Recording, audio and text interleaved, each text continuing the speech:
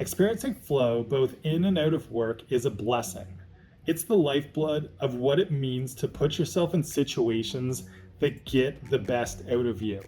But finding flow can be elusive. I want to share with you some of my favorite ways to enter the flow state on command. When you use these approaches right, you'll spend less time wallowing in that state of half in and half out of flow, and you'll finally experience everything clicking. So, first up is to have a bliss station. I've loved the concept of a bliss station ever since I heard the idea. Who doesn't want to find their bliss? A bliss station is a time and place where you can deeply connect to what you find flow in and focus without distraction. The idea came from the literature professor Joseph Campbell, who is the one that also came up with the concept of the monomyth and the hero's journey. For Campbell, the idea of bliss is just like finding your flow. It's that thing that brings you the most meaning and immersion in the present moment. And I think the important thing that I always take away with the bliss station idea is the time component. So we don't all have the luxury of having different spaces where we can go to have like our bliss station carved out physically, but think about what you can do with time. Can you wake up before everybody else in the house, or can you stay up later when you're best productive and able to focus later in the evening after everybody's gone to sleep? So instead of having a separate office space, because you've got this separate time space where there's nobody else awake or interrupting you, you can use the kitchen table as your bliss station, or any other common areas where you have to do other things at other times of the day where you can still find your bliss. And this can also be a coffee shop or somewhere outside of the house. And even in today's world, think about what you can do with creating a VR bliss station. I talked about this in another video. I find it a super interesting concept, but even if you're in a cluttered or busy space, you can still get a lot of that physical release of distraction in VR. If you're working in a workspace that's neat and tidy visually around you, even though it actually isn't in reality. So wherever you may find your bliss, think about how you can apply this. Now, next step is to find your optimal zone of arousal. You don't need to be bouncing off the walls with energy to get into flow. It's more important that you match the needs of the activity with your energy levels. We call this finding your stress sweet spot, because there's that optimal zone of stress and activation that we need when we're getting into flow. Flow exists in a channel between boredom and anxiety. Anywhere above the level of activation makes us too anxious, and anywhere too far down below makes us bored and lethargic and doesn't give us the activation or the stress in our system that we need to get into that optimal state to perform. And it takes work to figure out what this level is for yourself. My suggestion is to always try to overactivate initially, and you can dial it back because it's much easier to tone down and kind of have that energy and that nervous system level of activation after it's been jazzed right up, rather than trying to pump yourself up later when you're in a lower state of activation. This will allow you over time to more naturally get into that optimal state for whatever activity you are doing. And this can look different depending on different flow activities that you're working on.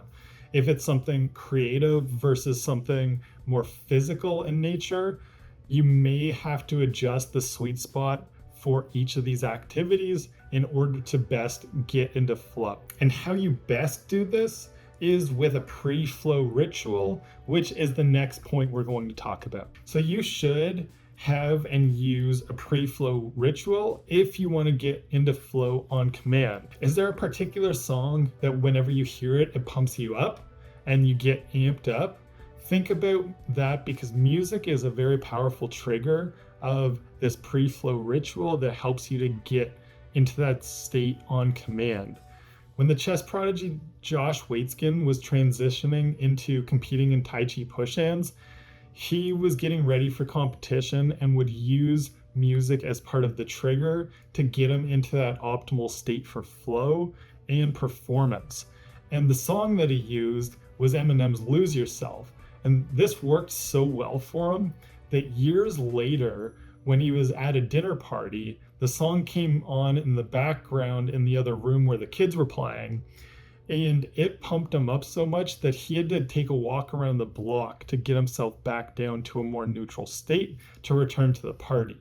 And I love this story because it exemplifies exactly what we want from our pre-flow ritual, whether it's music or any other things that you do to activate yourself.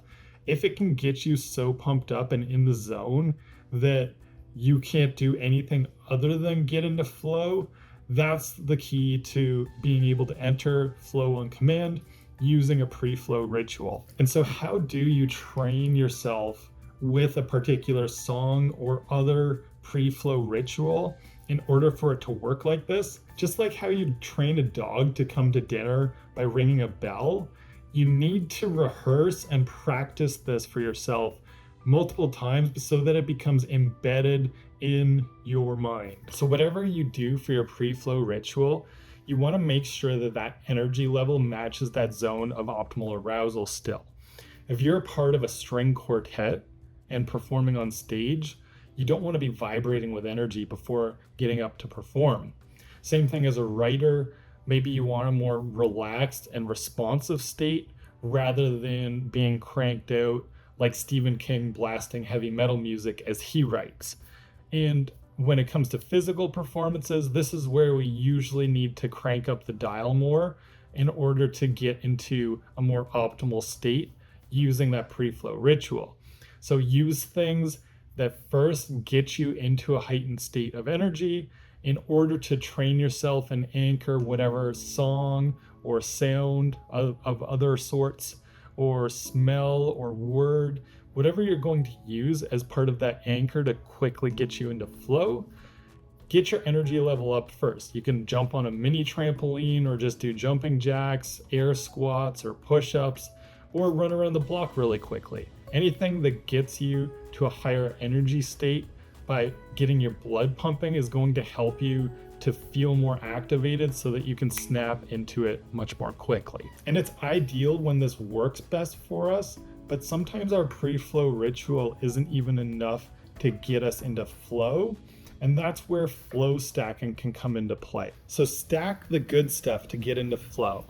I like to call this flow stacking, and it's similar to the concept of habit stacking that James Clear talks about in Atomic Habits.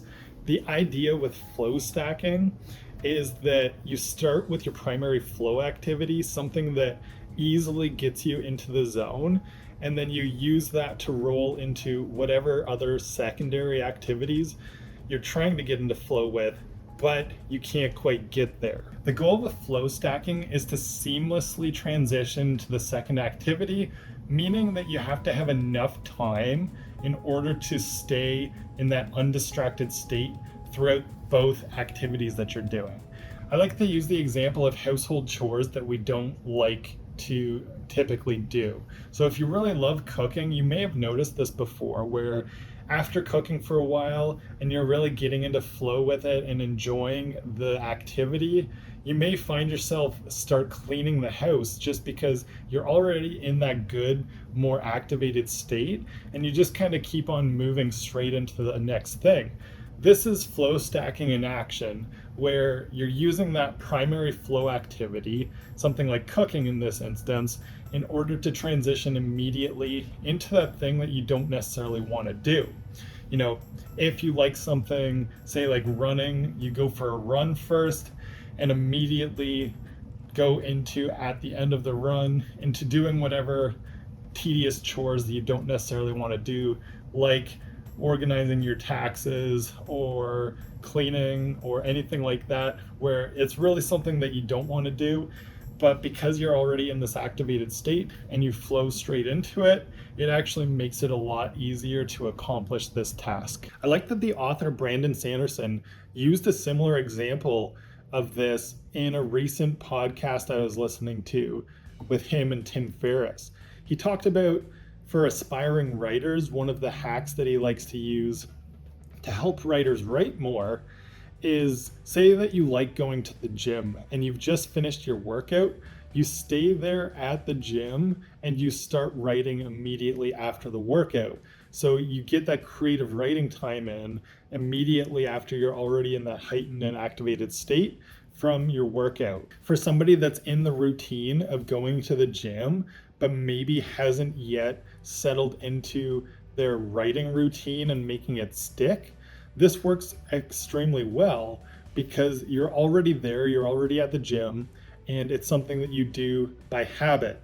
And you immediately transition into the writing afterwards, find a quiet space in the gym, do what you have to in order to spend that extra little bit of time there doing your creative writing activity. So the really cool thing is that doing good flow stacking makes us seem like we're masters of discipline when all we're really doing is tapping into that already heightened state of activation in order to keep the good times rolling. Now, the final thing that you need to do to get into flow on command is to understand your own flow triggers. Knowing your flow triggers is a cheat code for flow. Test and use each flow trigger and treat it like an experiment in order to find which triggers work best for each of your primary and secondary flow activities. For some people, they need the environmental triggers like risk when they're flying down the side of a mountain on a snowboard, or the complexity of rafting through whitewater canyons on a canoe or a kayak. And for others, the best flow comes from the psychological triggers like having clear goals and immediate feedback on whatever task they are working on. And then some people simply flow best in groups. But to understand this and test different flow triggers for yourself is why I put them inside of the Flow Hacker Handbook, which you can find the most updated version of inside the Flow Coach app. This lists out and shows you a way to test the different flow triggers so that you can find which ones work most effectively for you and use the insights from the daily check-ins to assess your flow states as well as plan which triggers you're testing. I encourage you to check it out for free and go through the handbook section to check out those flow triggers and understand what works best for you, and provide whatever feedback you can for me as I continue to work and improve on this beta testing of the Flow Coach app. I'd super appreciate your help in looking through it and understanding, especially if you care about flow and understanding your peak performance and getting the best out of yourself every single day. And I appreciate you for watching the video. I hope that you found this video helpful, and the next video that I suggest you watch is one where I go deeper into understanding those pre-flow rituals and how to make music a trigger for flow states.